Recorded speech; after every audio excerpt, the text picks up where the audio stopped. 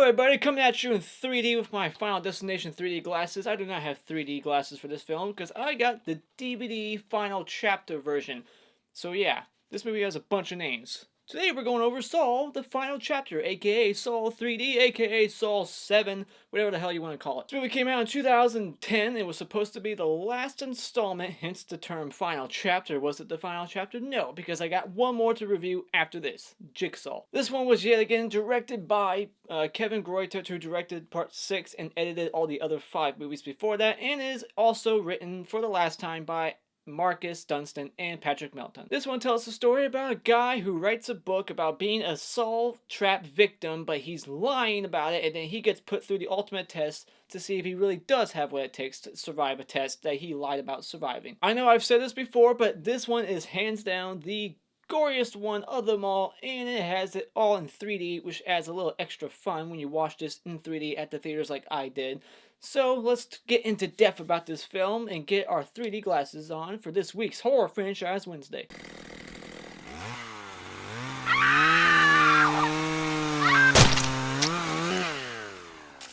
Saw 3D. I'm gonna save my good things to say about this movie to the end, so let's just go over all the fucking shitty things about this movie. This is probably the least favorite of amongst the fans. You got 5, and then you got this one. One of my big problems with it is that the acting is a major downgrade. Like, it's noticeable up front. Like, wow, this is not as good as the other ones. I mean, they're not known for great acting, but this one has it up front. It's more noticeable. This is the one that kind of just throws all the reasons that were intended for these traps, you know, like Jigsaw's legacy, what he was trying to do. It just throws that original intent behind traps out the window. You no longer have to like not value your life to be in traps. You just have to be racist, or you have to be cheating on your girlfriend or something. You know, it's just like any reason now you could be in a trap. In Saw 1, it was all about like value your life. You know, you have to face death up close to finally like change yourself and be a better person. And value your life better. Don't do drugs no more. Don't be a criminal. This movie's like, fuck it. You're a racist. You deserve to die. Now, you could argue that there is a reason behind that main trap that we get with the 4 racists, what Hoffman was doing, but still, the original intent behind these games is gone. We get this opening trap between these 3 people. It's like a love triangle, literally. You got the person on top and the, you know, so it's literally a triangle. Did anybody else connect that? Eh? But we got these 2 guys, and they've been doing crimes for this girl who's dating both of them. She's cheating on both of them, and they, you know, we got that cheesy line, "We're breaking up with you, Tina." But it's a public trap, and we got all these people watching, and nobody tries to do anything. They literally all whip out their flip cell phones because it's 2010 and the iPhone wasn't that popular yet, I guess. So they all got their flip phones, and they're just recording it. Very sick bastards. One chick, like, lazily tries to break open this glass with her suitcase, but she's not giving any effort at all. She's like, I tried. I'm a good person. The opening trap is fun, but that's all this movie's trying to do. It's just, at this point, this whole movie is like a collage, it's like a greatest hits album of, like, Jigsaw's traps. Like, here's all the greatest ones for the purpose of them all dying. We're not gonna root for any of these people to make it out. Not a single likable character in this movie. I said it before, I'll keep saying it because it's true. There were likable characters before, you know, the first one, the third one, but other than those, I can't think of any other movie where there's like a group of people, or one person at least, where I was like, I'm rooting for you. In this film, it's like they're just setting up all these traps for these people to die, and there's no way they can make it out. So then after that opening trap, we get the opening title card, and it says Saw 3D. Really? That's what you want this movie to be called permanently when you watch it in 2D all the time. It says Saw 3D. That's so fucking stupid.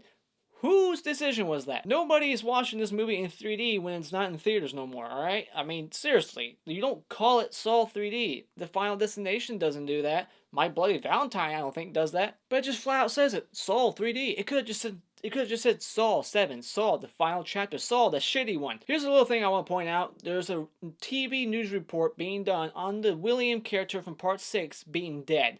And this movie picks up literally right after that movie ends, alright? So, Hoffman, you know, he gets his face torn up. You know, I already established that from part 6 if you see my review. You're up to date, right? So Hoffman, you know, he patches himself up, he stitches his face, and then he drives to this warehouse, this little getaway warehouse of all the, like, Billy puppets, all the traps, all the blueprints, his stuff.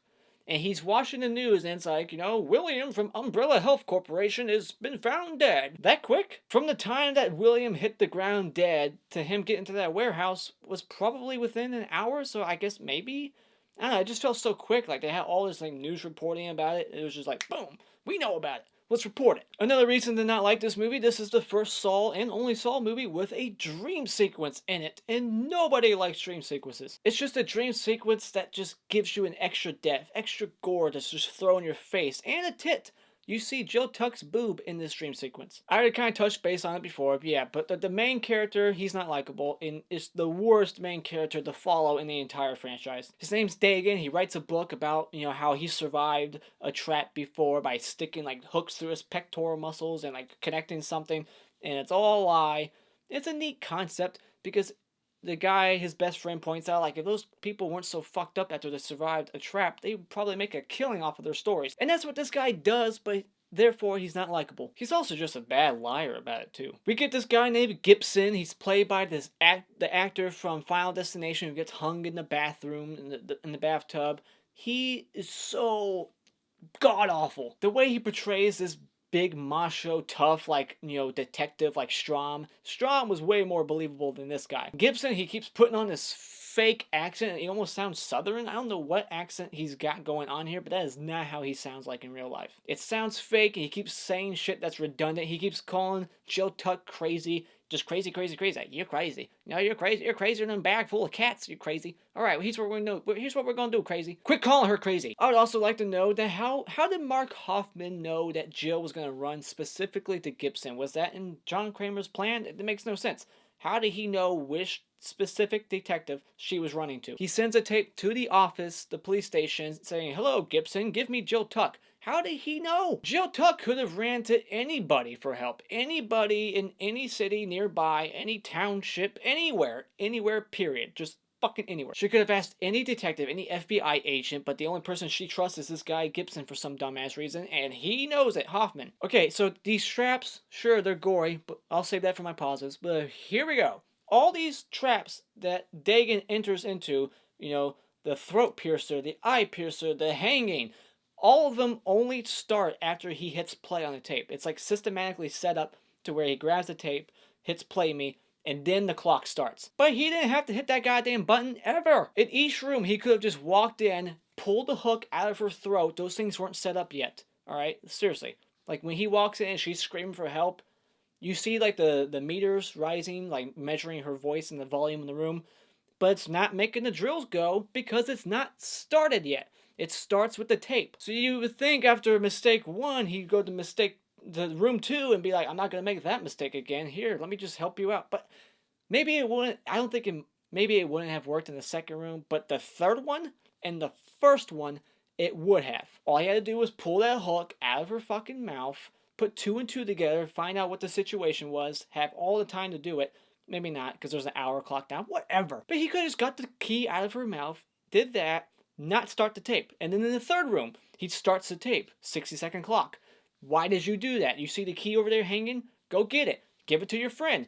Easy peasy. But nope, guys, start the tape, because why? OCD? He's just an idiot. One thing I noticed this time around is that this is the least we get since part 1. You could, maybe not, you could argue this is the least, period, that we get of John Kramer. There's one unnecessary, flashback sequence to John Kramer meeting Bobby Daegan when he's signing his books, which makes me ask another question. If John Kramer was alive when you wrote that book, why did you write it? If I was going to write a tell-all story about how I survived a trap, I would have waited until the killer was gone. If the killer was confirmed dead, I'd be like, sure, I'll come out with this fake bullshit story, but I don't want to come out too quick, because then I'm going to be a target. Most likely. Just a stupid decision. Seriously, put yourself in those shoes. Would you write that book knowing that that serial killer who is in the same city as you, apparently, is out there still? Why would you write that book and put yourself out there and be all public about it? All public about your fake story. It's just stupid. This movie also implies that Jigsaw was doing a hell of a lot more traps in that first movie, so there was all this other shit we didn't get to see besides the barbed wire cage, besides the candle wax combination guy. There was a lot more stuff that happened before Saw 1 and in between Jigsaw. This movie even goes as far as to saying years. The first movie, I can't remember. Does it establish how long Jigsaw has been a known, Jigsaw killer? This movie uses the word years, even towards the end. Okay, I'll save it for later. But yeah, just establish that there's years going by. But if you think about it, Saw 2, even Saw 1, These 7 Saw movies are taking place within the same year. Within the same 7 months-ish. I just wanted to point that out. But yeah, let's move on. This movie points out that Hoffman was just a stone cold killer from the get-go. Even before his wife or sister got murdered, he was just shooting unarmed hobos and then getting promoted for it. Like, was I supposed to believe that story? It's just ridiculous. Gibson, he tells the story about how, he tried to rat out Hoffman back in the day because Hoffman shot a hobo and then got promoted for it. It was just a stupid story. Yeah, I didn't like that. It's just, what purpose did that serve? Did it serve any purpose? I don't think it did. I have a question about this Pete's Auto Body Shop where the racist trap happens. There's like a secret room that Hoffman has back there. It looks like it's been set up for a long time. But this auto body shop has all these cars, so it looks like it's a functioning, working place. How long has it been abandoned? Is it abandoned? Who owns it? How is there a fucking safe, secret room that only Hoffman knows about? So did he buy this auto shop and it's just like a fake setup place? I don't know. I'm asking too many questions. But I have to wonder, it's like, how long has this place been sitting here? Does he own it? Is it abandoned? Is there really a Pete who owns this place? This movie has the most brutal, most unnecessary, undeserved death in the entire franchise with Daegan's wife. Bobby Daegan's wife gets cooked alive. Why? Because she married an asshole. That's it. And she's completely unaware. They flat out say it. She does not know that her husband is a fucking liar. The PR lady and the lawyer, I think they know that Bobby's lying about everything he wrote in his book, but the wife doesn't know, and the wife's punishment is to be cooked alive while Bobby gets to watch. We don't know if Bobby dies. Maybe he just dies and starves to death in this place.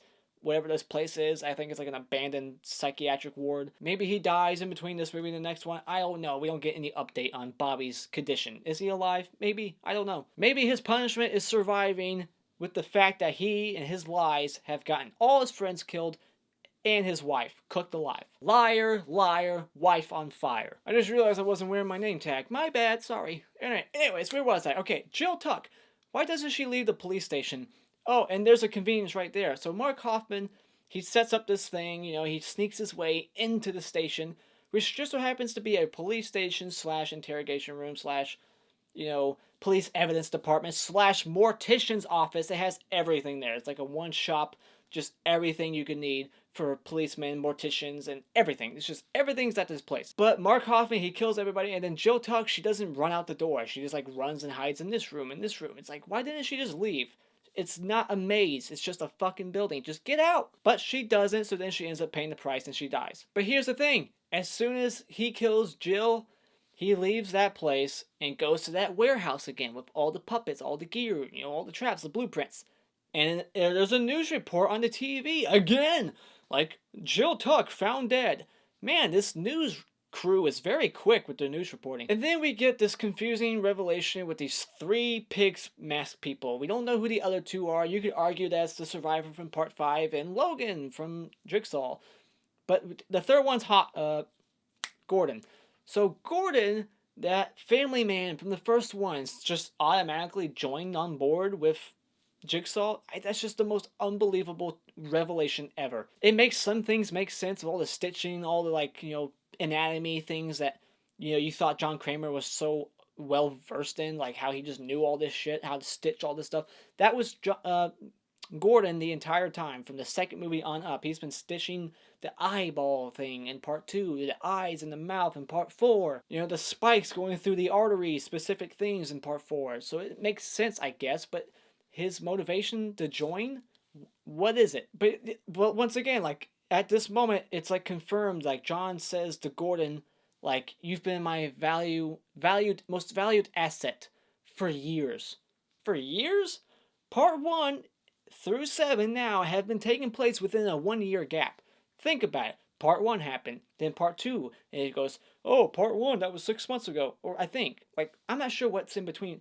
This movie now makes me think that there was somehow a bunch of years in between 1 and 2. But I'm pretty sure 2 starts not too long after 1, and then after 2 and 3, it's 6 months. It's flat out set in the third movie. The third and fourth movie that are happening at the same time, 6 months after 2. And if you watch 5, 6, and this one, they're very continuous after each other. after the 4th movie. So they're all within like a 6-7 month period. How has Gordon been helping you out for years? That makes no sense. There has not been this big old year time span in this franchise. It's all 1 year. I could be wrong. I could have missed something in the 2nd movie. I don't know. There could have been this big old year time difference between the 1st and 2nd movie that would make a little bit more sense. But I don't remember that. But yeah, those are all my little things wrong with it. I probably missed something. I probably left something out. But whatever. You know, this movie's okay. This is a guilty pleasure sequel at best. This is like the movie where they're just like, let's not try anymore. Let's just go for the traps. It almost felt like when they were writing this movie, they just said, let's come up with trap ideas. Let's write out those scenes, and then let's build a movie around it. Because everything around it's just bullshit. Like, there was no thought into it, like Part 6, where the traps actually like were symbolic or they meant something. You know, they actually were like attached to the plot and like the main character and all the shitty things he was doing. This movie's just like trap, trap, trap, trap. Very, very, very gory, but whatever. Positives! Alright, so the beginning of this movie, it actually starts right before we get that main trap. It starts with Gordon, and we finally get to see him since the 1st movie. We haven't seen him in over 6 movies, and it was great to finally see what happened right after he left that room with his missing foot. He like cauterizes his foot, he sticks up against like a, well, not his foot's gone now. He sticks his wound up against like a metal pipe that's like steaming. It's a very cool open. I also like the idea of this opening trap being public. I mean, did it have to be this one? We could have gotten a better trap, but I like the fact that it was open in public. It's interesting. It's something new. And we also get to see the Billy Puppet riding the tricycle that we haven't seen that happen since the 1st movie where Amanda survives the bear trap, the reverse bear trap. the trap. She survives that one, and then like the puppet like rides the little tricycle out. I would like to know the engineering behind that. How did he? Is it like a remote control? How's Hoffman working that out? I like the continuity. You know, this movie kicks off right after 6. You know, we got Hoffman. His face is still bleeding. He stitches it up. Jill runs to Gibson. She's pleading for like immunity because she's technically, you know, connected with John Kramer, and she kind of, it's like loose. Like, is she like for it or against it? Like, at first it's like she's against it, then it's kind of like she's kind of for it in Part 6. It's kind of weird. They don't really do too much explaining on that front, but whatever. But Hoffman, he's officially off the grid. He's burning like his ID and like credit cards. He's like, I'm off the grid now because he knows he's busted. She's gonna spill the beans everywhere. And Hoffman, he's still setting up games. I guess that could have been a negative, but I guess at this point I just write it off as Hoffman just wants to do this. Like, he almost just got killed by Jill Tuck, who's married to John Kramer, and she did it because of John Kramer. You're the guy you're working for. The guy you were working for. If the guy I was working for tried to kill me, I wouldn't still try to carry out his work, but he's still trying to do it. So you could argue that Hoffman's setting up this main game with Bobby Daegan because he wants to do it because he's crazy. He just wants to kill people. Or you could say that Gordon does it, because I think that makes sense too. Gordon's the doctor. I think he would be able to put that fishing hook down her throat, and I think Gordon was the one who was at that meeting, who knows about Bobby. So I think maybe Gordon set it up. But you could argue that Hoffman set it up too, because Hoffman's the one that was looking at the photos of the future game. So maybe he set it up. But I'm just wondering, like, why is he still setting up these games? He just got almost killed by his former boss. Why is he still trying to like carry out his work? Because he's psycho. Maybe that's why. This is the goriest one so far. Alright. Actually, all of them. I already saw Jigsaw. I already did my review for it, actually. This is... I'm shooting this one after Jigsaw. But this is definitely the goriest one. Alright, it's got the most on-screen kills. It doesn't shy away at all. It's in 3D too, so like all the guts at the beginning when that chick's getting sawed in half, her intestines just like fly at the screen. You got the 3D like blood just from the 4-man trap, like the brains getting hit by a tire. That's an awesome trap right there. We get these 4 races. They're in this car, and the car just automatically starts. The tires are spinning. He's got to tear all the skin off his back to reach this lever to save these other 3 people. You got one guy who's going to get hit by a car, fly under it, get like smashed up. This other guy has his arms and mouth hooked to the back of the car that gets ripped off. And then there's just this girl underneath the tire, and the tire just hits her face, spins her head to mush, and sends parts of her face flying at the screen. This is the most brutal Saw movie out of all of them. And that trap only gave him 30 seconds, by the way. Did you see that? Like, that's crazy. All the traps in this movie, out of all these movies, it's always been like 60 seconds all the time. But this one's like, nah, 30 seconds is all you get. I like the little idea they introduced in this movie about, like, you know, the survivors getting together for this, like, you know, reality TV show. They're being interviewed. They're talking about their experiences, like almost like a AA meeting. Alcoholic Anonymous. They're just like all together sharing their stories. I think some of them were lying. You got this one woman who's just like, I had to basically kill my abusive boyfriend by we were both hanging above all these lawnmowers that were set up. That's just such a weird fucking trap. It made no sense. Her trap was just to smack her boyfriend and make sure that he hit the fucking lawn blades. I don't know. It was a weird trap. I think some of them were lying. There's just so many people in this room, and half of them we didn't even recognize. But the continuity for the other half that we do recognize, I love that. We got these actors coming back. You got the woman from the beginning of part 6. You got the guy who survived the end of part 5, who saw like his hand down. We also got that secretary old lady who was in part 6 who almost got hung. The other guy got hung, but she survived. She's in here.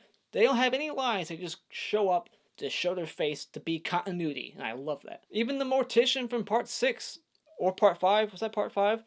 The mortician who told Hoffman, he's like, I know which jigsaw pieces were cut by certain blades. And that's how he basically almost like catches Hoffman. That's how he puts the other detectives onto Hoffman, or, leads them to him. In that look he gave the mortician in part 5. He finally gets his revenge on that mortician. You could tell he enjoyed killing him at the end of this movie. I love that scene towards the end. Right? So like Hoffman, he sneaks his way into the police station in a body bag, and he just goes on a fucking rampage. I love that rampage at the end of part 6 where he kills all those people in that police station when they hear his voice.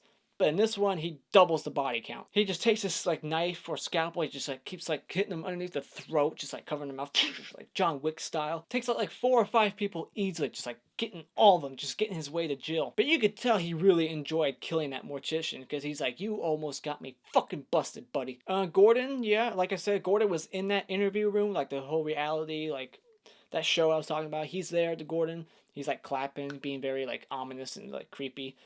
So I think he did set up this main game. I think he's the one who set it up. But we also find out what that tape was in part 6. I think it was part 6. Where Jill was like dropping off this tape.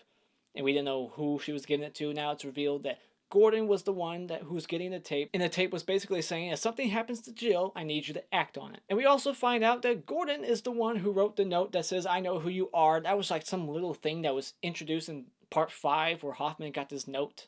We didn't know who it was from. Now we know. Just a little small reveal. Doesn't really mean too much. Like, what was that for? That makes me ask questions too. It's like, I know who you are? What's that supposed to do? Why did Gordon write that to Hoffman? Whatever. Alright, let's talk about the traps. The traps, very brutal. Let's start with the first one. Don't scream. Dude, that is so terrible. To have a fish hook in your innards, like in your stomach. And he has to pull the freaking hook, and as it's going up, it's just scraping your like esophagus and your throat, just everything. And when he gets that hook out, like part of her innards just like land on her face just to add insult to injury. Just, ugh, it's disgusting. And she can't scream. If she screams, the death comes quicker. It's also just hilarious when she dies. Bobby just gets so mad at her for failing. He's just like, all you had to do was shut the fuck up! And then there's this weird trap where like Bobby, like the woman has like these 2 spikes that are about to enter her eyes and one in her mouth. I'm not sure how the mouth one kills her that quick. Like how does that, like it just goes like a couple inches in her mouth and her mouth's bleeding. It's like, did it stab the back of her mouth? I don't know, whatever. You would think that the eye ones would pierce first, but apparently they all pierce at the same time. But he has to like sit on this like weight equipment and like have like these things like stab his stomach, and he has to hold it long enough. I'm not sure why he wasn't strong enough to do it. He was doing it pretty good, but then he just like failed because he sucks. But then the third one's just lame. The third trap for the third victim in Bobby's life, the guy who told him about writing the book, he's just blind and he has to walk on these planks, and then he has to throw the key to him. And putting myself in this guy's shoes, that would suck. Imagine knowing you only have like a few seconds left to live, and you have to like, and it was smart what they were doing, because he's like, all right, I'm going to throw you this key. I need you to cuff your hands and put it up against your chest to catch it. But where does he know where the key is, like on his mask? Because he's blind. He's got to feel around. That's going to take a few seconds. But he throws the key, it hits his chest and ricochets off and falls to the ground. In that moment, it's just like, oh, fuck. That would just suck to be in that situation. So terrifying to put yourself in those shoes. Just to imagine what that would be like. Oh, it's terrible. Gibson, my least favorite character in this movie, the cop. He gets that Breaking Bad death towards the end of the movie. The automatic machine gun just comes up and starts blasting everybody away. It's like, yes, there goes Gibson. Don't have to hear your voice no more, you fucking idiot. Then Bobby, he has to pull 2 of his teeth out. Like, how he was able to do that, it's like, got these little pliers, and he's like ripping his teeth out. That would suck. And then he has, I like the irony, like, he has to do the game he lied about, specifically about the whole peck thing. He puts these hooks in his pecs, and then he finds out as he's doing that Griswold thing, you know, he's putting the two cords there, like, and then just boom, rips right out of his chest, and he falls to the ground because his trap wouldn't work in real life. The trap he was explaining in his book was not possible. Jigsaw knew that, and he made him do it anyway because at this point, the traps are not possible. Maybe if he put him a little bit deeper, it could have been possible because he only went like an inch in, like just barely in, like not too much space in between the two like holes.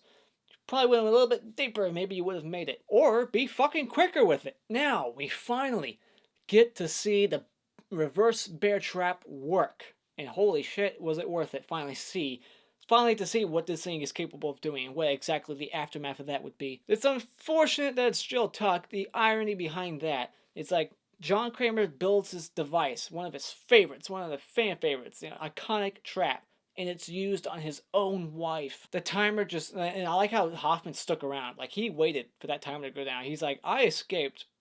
I got lucky, but I'm not going to just do what you did and leave the room. I'm going to make sure that that fucking thing goes off on you. And when it does, it just, like, tears her upper half of her face upwards some, tears her jaw, like, completely down and off.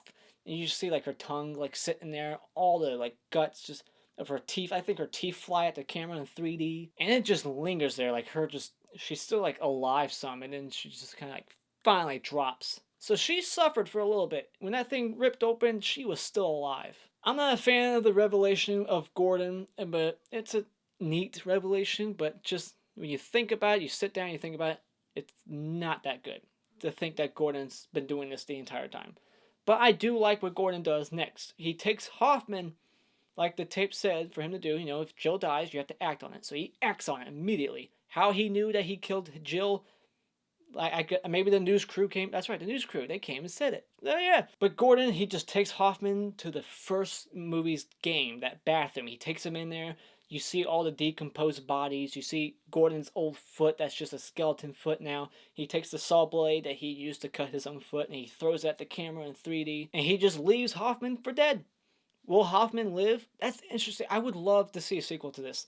I don't like this being the ending of this main Saw franchise. I wish Jigsaw would have touched base on that, but they don't. They don't mention Hoffman and Jigsaw. They don't mention Gordon. There's no mention of it at all. That's what I don't like about Jigsaw. Is that Jigsaw is its own movie. It's almost like it started a new franchise, and there's like no mention of this shit at all. But I would love to see what happened to Hoffman. Does he starve to death? Does he find some weird way to like get his foot free?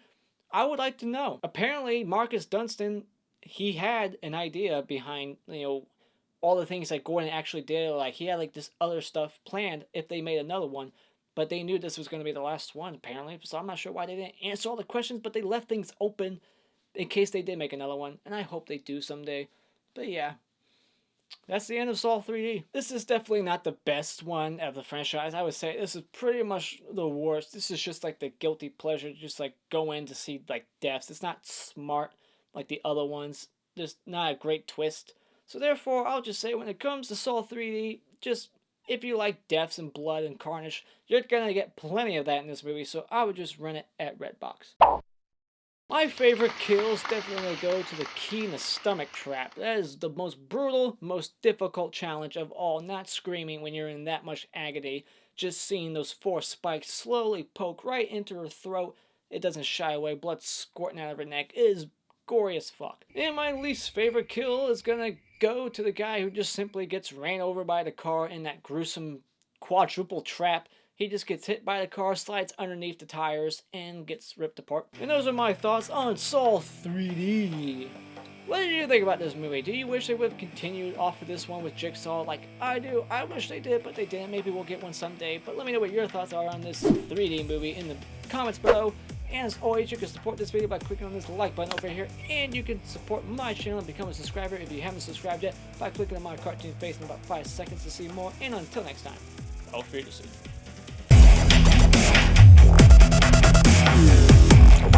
Yeah.